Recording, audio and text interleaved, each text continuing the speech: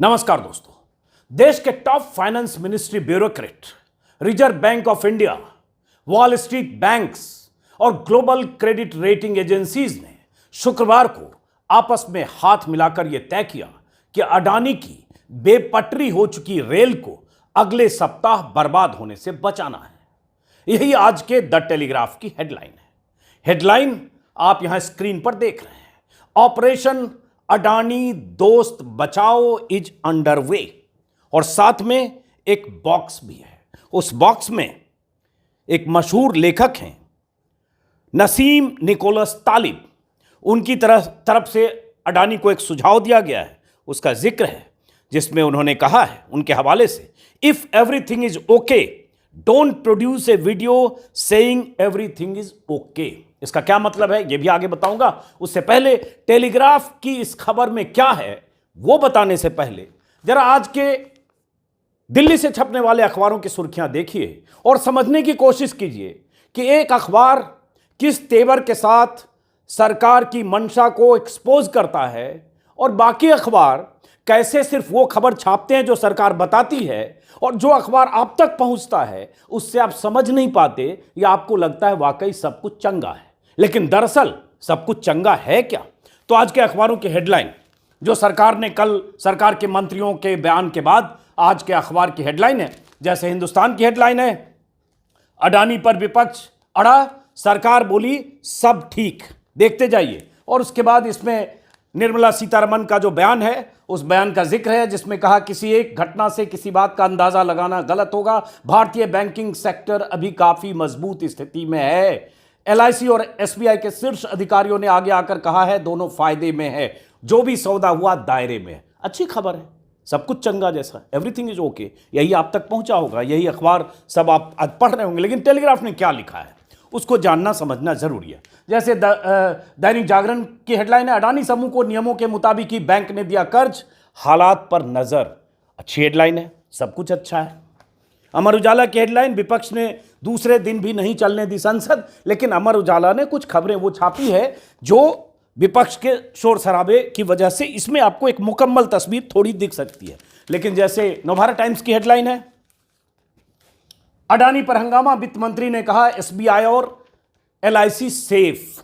यह खबर सरकार की तरफ से कल बाजार में लॉन्च की गई, उतारी गई कि एलआईसी एसबीआई सब सेफ है, कुछ भी नहीं है, कोई गड़बड़ी नहीं है। नवोदय टाइम्स, अडानी संकट, आरबीआई ने कहा बैंकिंग क्षेत्र मजबूत और स्थिर। बैंकिंग सेक्टर बिल्कुल मजबूत है, यह आरबीआई ने कहा। यही सब आज के अखबारों की, सारे अखबारों की मोटे तौर पर यही हेडलाइन है, क्योंकि सरकार और सरकार के मंत्रियों की तरफ से कल यही सब कहा गया। अब द टेलीग्राफ क्या लिख रहा है इसको समझिए, और कुछ और जानकारी आगे मैं आपको देने वाला हूं। तो अब द टेलीग्राफ के हवाले से जो पहली लाइन बोली मैंने वो फिर से रिपीट करता हूं। जो टेलीग्राफ की हेडलाइन है और उसके नीचे जो खबर है उसका हूबहू हिंदी अनुवाद आपको बता रहा हूं। देश के top finance ministry bureaucrat, reserve bank of India, wall street banks और ग्लोबल क्रेडिट रेटिंग एजेंसीज ने शुक्रवार को आपस में हाथ मिलाकर यह तय किया कि अडानी को या अडानी की बेपटरी हो चुकी रेल को अगले हफ्ते बर्बाद होने से बचाना। यह मैं अनुवाद बता रहा हूं। गौतम अडानी ग्रुप को निगलने जैसे संकट के बाद जिस तरह से मोदी सरकार विपक्ष के निशाने पर आ गई थी, उससे सरकार सन्नाटे में थी, शॉक थी। निर्मला सीतारमण के बजट को भी अडानी संकट ने ओवरशैडो कर लिया था। एक सप्ताह के भीतर जिस तरह से अडानी ग्रुप के $100 बिलियन से ज्यादा यानी लगभग 10 लाख करोड़ डूबकर स्वाहा हो गए थे, सरकार को समझ नहीं आ रहा था कि इस पर कोई प्रतिक्रिया दें या क्या करें, कहीं विपक्ष को हमले का और मौका न मिल जाए। लेकिन शुक्रवार को सरकार ने अपनी चुप्पी और हिचक को किनारे रखा, डैमेज कंट्रोल में जुट गई और अडानी संकट के बाद से अब तक का सबसे स्ट्रॉन्गेस्ट मैसेज देने का सरकार ने फैसला किया। ये द टेलीग्राफ लिख रहा है, एवरीथिंग इज ओके, मतलब सब चंगा है। समझ रहे हैं ना आप? यही मैंने कल रात के अपने वीडियो में बताया था कि अचानक कैसे वित्त मंत्री से लेकर मोदी सरकार के कई और मंत्री तक अडानी के मामले को मामूली घटना साबित करने में जुट गए। कई मंत्रियों के बयान कल रात के मेरे वीडियो में है और सबके बयान ऐसे आने लगे थे जैसे अडानी के शेयरों के रसातल में जाने से किसी को कोई फर्क ही नहीं पड़ने वाला है। कल रात का जो मेरा वीडियो है, थंबनेल यहां लगा रहा हूं, आपने अगर नहीं देखा होगा तो देख लीजिएगा। महज एक सप्ताह में अडानी के विशाल आर्थिक साम्राज्य की चूलें हिल गई। अडानी ग्रुप का लगभग 10 लाख करोड़ से ज्यादा डूब गया, सुहा हो गया, हवा हो गया। खुद अमीरों के अमीर गौतम अडानी अमीरी के तीसरे नंबर से शुक्रवार की सुबह 22वें नंबर पर आ गए थे। दोपहर बाद किसी तरह 17वें नंबर पर आकर सेटल हुए। लगभग 5 लाख करोड़ के नुकसान के साथ उनका अपना नेटवर्थ भी आधा रह गया। शेयर बाजार में तबाही के बवंडर हर रोज उठते रहे। अब डाउ जोन्स ने अडानी की कंपनी को अपनी लिस्टिंग से बाहर करने का ऐलान कर दिया। एनएसई तक को अडानी ग्रुप की 3 कंपनियों को सर्विलांस पर डालना पड़ा। 7 दिनों में हर रोज अडानी की कंपनियों के शेयर लोअर सर्किट पर चिपक कर बैठते रहे। फिर भी देश के बादशाह की तरफ से यह संदेश दिया गया है, एवरीथिंग इज ओके, चिंता की कोई बात नहीं। यही द टेलीग्राफ की खबर का लब्बो-लुआब है। इस खबर में आगे वित्त सचिव टीवी सोमनाथन के उस बयान का भी जिक्र है जिसमें उन्होंने कहा था, शेयर बाजार में मची आपाधापी चाय के प्याले में उठे तूफान की तरह है। इसका मतलब तो यही हुआ कि लोड लेने की कोई जरूरत नहीं है, यह मामूली बात है। अब चाय के प्याले में तूफान उठ भी कितना सकता है? थोड़ा अगर तूफान आया भी तो क्या आएगा, देखिए यहां तक आएगा। और अगर उठ भी गया तो क्या बिगाड़ लेगा? पीते वक्त लपक कर मुंह में जल्दी आ जाएगा, चाय जल्दी पी लेंगे, सुड़क लेंगे। थोड़ा होठ जल सकता है अगर ज्यादा गर्म हुई तो, यही तो होगा। वित्त सचिव महोदय ने पीटीआई को दिए इंटरव्यू में यहां तक कह दिया कि वित्तीय स्थिरता के पैमाने पर देखें तो चाहे निवेशक हो या कोई पॉलिसी होल्डर हो या जमाकर्ता हो या निवेश करने वाली कोई संस्था हो, किसी पर कोई ऐसा फर्क नहीं पड़ेगा और किसी भी सूरत में इस नजरिए से चिंतित होने की जरूरत नहीं है। अंग्रेजी में जो कहा गया है उसका अनुवाद लगभग यही है जो वित्त सचिव का बयान पीटीआई के हवाले से आया है। कुल मिलाकर मतलब यही है कि चैन से चादर तानकर सो जाइए। अगर आपने अडानी ग्रुप में पैसा लगाया है तो भी, अगर डूबा है तो भी, एवरीथिंग इज ओके। इसके बाद देर शाम को आरबीआई की तरफ से भी बयान आ गया, बैंकिंग सेक्टर पूरी तरह से स्टेबल है। भारतीय बैंकों की तरफ से एक बड़े कॉर्पोरेट घराने को दिए गए कर्ज को लेकर मीडिया में कई तरह की रिपोर्ट आई है, यह आरबीआई ने कहा। एक नियामक के तौर पर आरबीआई वित्तीय स्थिरता के लिए पैनी नजर रखता है। आरबीआई के पास एक केंद्रीय डेटा सिस्टम भी है जहां 5 करोड़ से ज्यादा के सभी कर्ज आवंटन की निगरानी की जाती है, आरबीआई ने कहा है। और यह आरबीआई का कल का बयान है।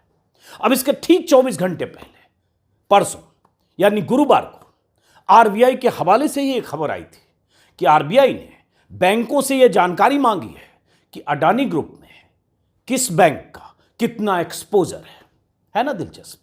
एक दिन पहले खुद आरबीआई बैंकों से अडानी ग्रुप में एक्सपोजर का ब्यौरा मांगता है। पता नहीं वो ब्यौरा आरबीआई को मिला या नहीं, लेकिन 24 घंटे के भीतर खुद ही आरबीआई एवरीथिंग इज ओके वाली लाइन पर आकर यह कहता है कि उसके पास पहले से केंद्रीय डेटा सिस्टम भी है जहां 5 करोड़ से ज्यादा के सभी कर्ज आवंटन की निगरानी की जाती है। बड़ा गजब है। फिर सवाल तो यह उठता ही है कि अगर यह डेटा सिस्टम था आरबीआई के पास तो बैंकों से ब्यौरे मांगने की जरूरत क्या थी? तमल बंदोपाध्याय नाम के एक ट्विटर यूजर है, उनका ट्वीट देख रहा था सुबह। उन्होंने लिखा कि 2014 में स्टैब्लिश डेटा सिस्टम के मुताबिक आरबीआई के पास 5 करोड़ से ज्यादा कर्ज आवंटन की जानकारी उनके टेबल पर होनी चाहिए। फिर यह मांगने की बात क्यों उठी? अंग्रेजी में उन्होंने भी लिखा, उसका हिंदी तर्जुमा। तो बहरहाल शुक्रवार को यह भी हुआ कि फिच रेटिंग एजेंसी ने भी अडानी ग्रुप में भरोसा दिखाने के लिए ऐसा ही बयान जारी किया और मैदान में आ गई। इसका भी जिक्र टेलीग्राफ ने अपने उसी रिपोर्ट में किया है जिसमें कहा गया है कि कैसे शुक्रवार को पूरा सिस्टम अडानी को उबारने की जुगत में लग गया। ये टेलीग्राफ की रिपोर्ट में और भी जो कुछ कोशिशें सरकार की तरफ से हुई उसका भी जिक्र है। यह अलग बात है कि शुक्रवार को ही अडानी ग्रुप पर लगे आरोपों के सवाल पर केंद्रीय संसदीय कार्य मंत्री प्रहलाद जोशी का भी एक बयान आया था कि सरकार का इससे कोई लेना देना नहीं है। इस बीच एक बार फिर से मोदी और अडानी की दोस्ती और उस दोस्ती के बदले अडानी को अब तक मिलने वाले फायदे का जिक्र भी होने लगा है। विपक्षी दलों की तरफ से लगातार यह सवाल संसद में उठाया गया है कि इतना कुछ होने के बाद भी सरकार ने अब तक जांच के आदेश क्यों नहीं दिए। सुनिए सुप्रिया श्रीनेत जो कांग्रेस की प्रवक्ता हैं वो क्या कह रही हैं।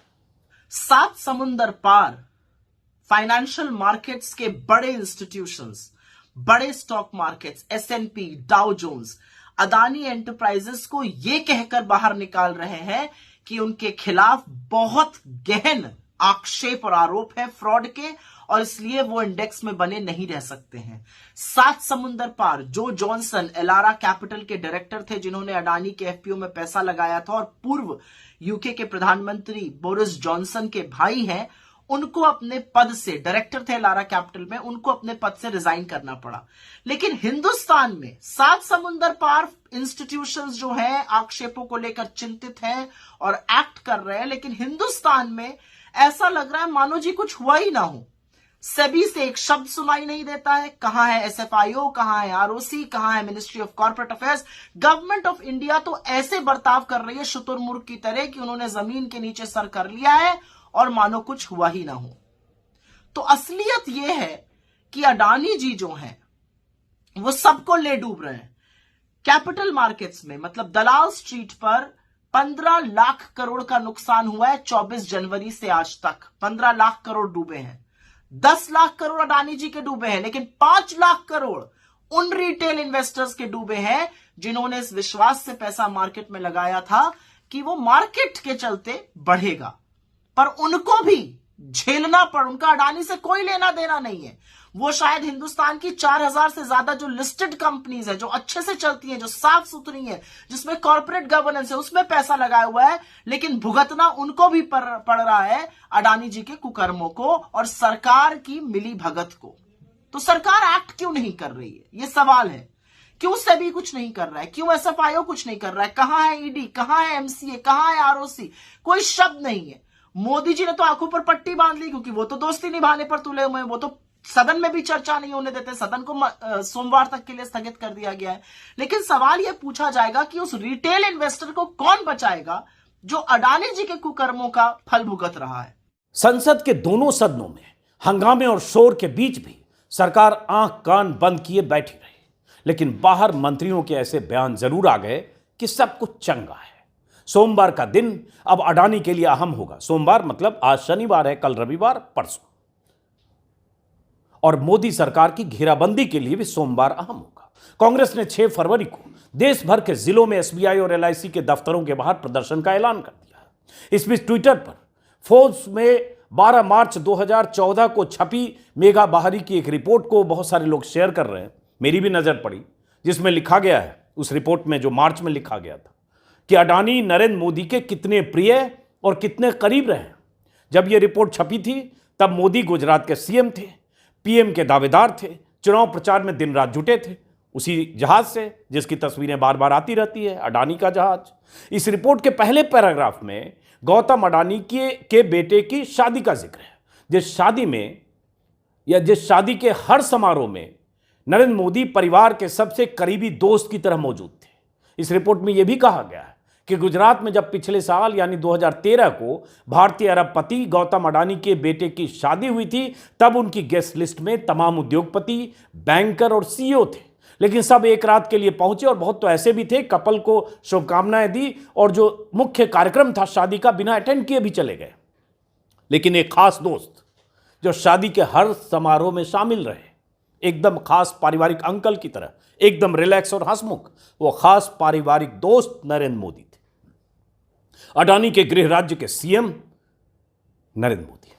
तब अडानी की हैसियत इतनी थी कि दुनिया के अमीरों में 609 नंबर पर थी। इसी रिपोर्ट में उनका नेटवर्थ $2.8 बिलियन था, मतलब आज से बहुत कम। आज तो डॉलर की कीमत बहुत ज्यादा है, 80 पार मोदी राज में यह भी हुआ। मोदी के पीएम बनने के बाद ही 2014 के बाद से अडानी का सितारा चमका।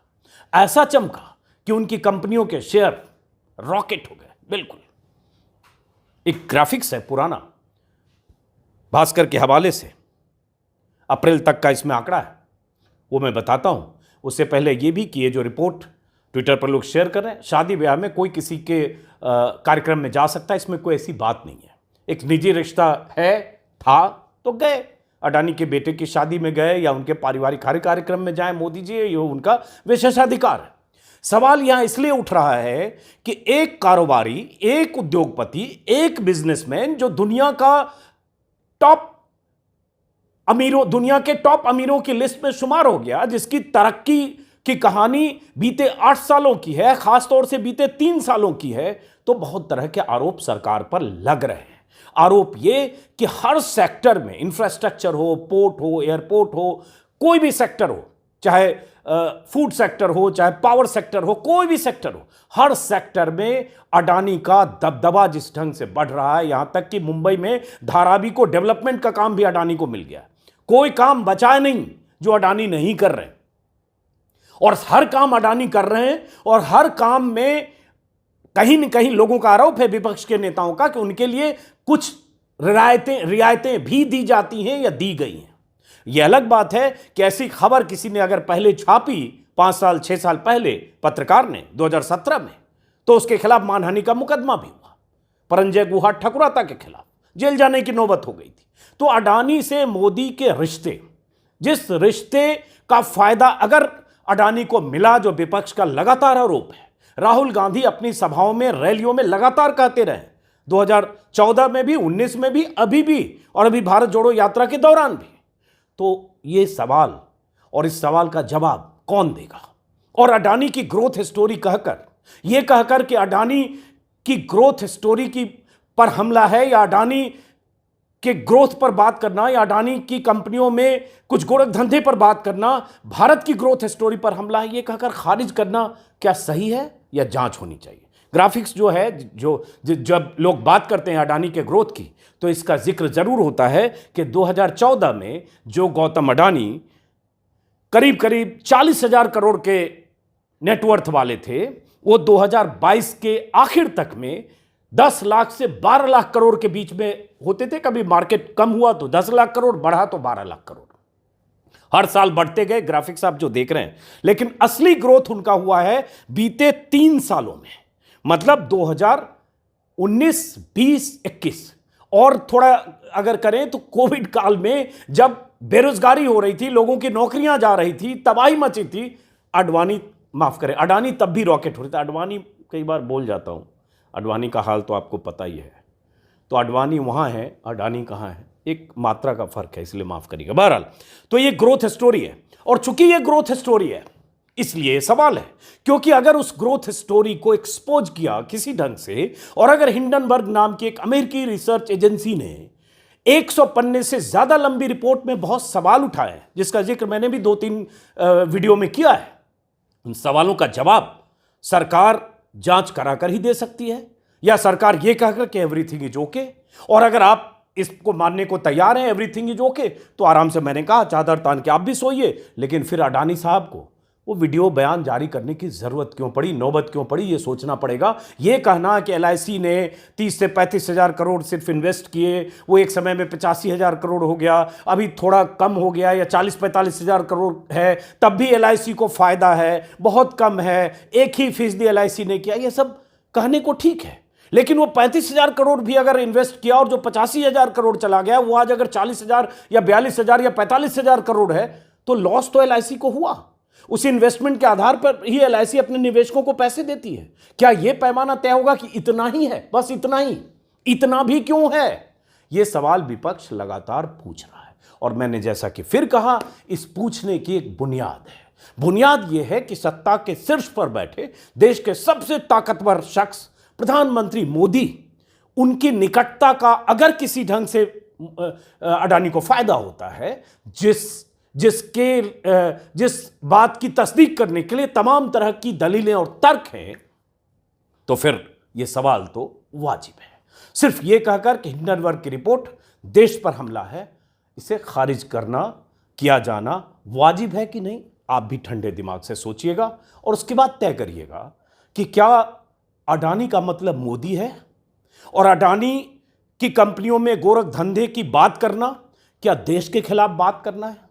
क्या देश मतलब अडानी है? ये आप सोचते रहिए, पता नहीं इसका जवाब आपको कब मिलेगा। तो फिलहाल इस वीडियो को हम खत्म करते हैं, फिर मुलाकात होगी सोमवार को, खास तौर से क्योंकि सोमवार को बाजार भी खुलेगा। देखना होगा कि अडानी की कंपनियों के शेयर गोते लगाते हैं या। तो फिलहाल इस वीडियो को खत्म करते हैं। नमस्कार।